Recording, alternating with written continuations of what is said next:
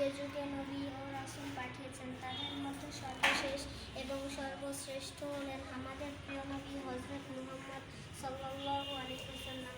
570 খ্রিস্টাব্দে আরব দেশের মক্কা নগরীর বিখ্যাত কুরাইশ বংশে তিনি জন্মগ্রহণ করেন। তার পিতার নাম আব্দুল্লাহ, মাতার নাম আমিনা।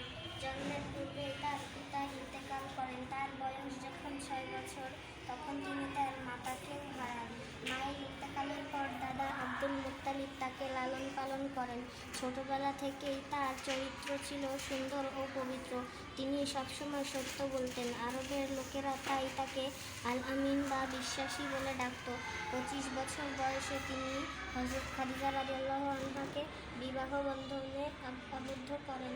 মহানবী সাল্লাল্লাহু আলাইহি ওয়াসাল্লামের বয়স যখন 40 বছর আল্লাহ তাআলা তার কাছে পবিত্র কোরআন নাযিল করেন। দীর্ঘ 13 বছর তিনি মক্কা নগরীতে মানুষকে আল্লাহর দিকে আহ্বান করেন। পরে কাফেরদের অত্যাচারে আল্লাহর হুকুমে তিনি মক্কা ছেড়ে মদিনায় হিজরত করেন।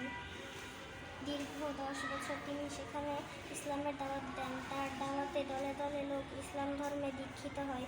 63 বছর বয়সে আমাদের প্রিয় নবী হযরত মুহাম্মদ সাল্লাল্লাহু আলাইহি ওয়াসাল্লাম ইন্তেকাল করেন। তিনি পবিত্র মদিনার রওজায় শায়িত আছেন। আমরা তারই উম্মত, তারই আদর্শ আমরা সকলে মেনে চলব। তার আদর্শ মেনে চললে দুনিয়া ও আখিরাত উভয় জাহানে আমরা শান্তি লাভ করতে পারব।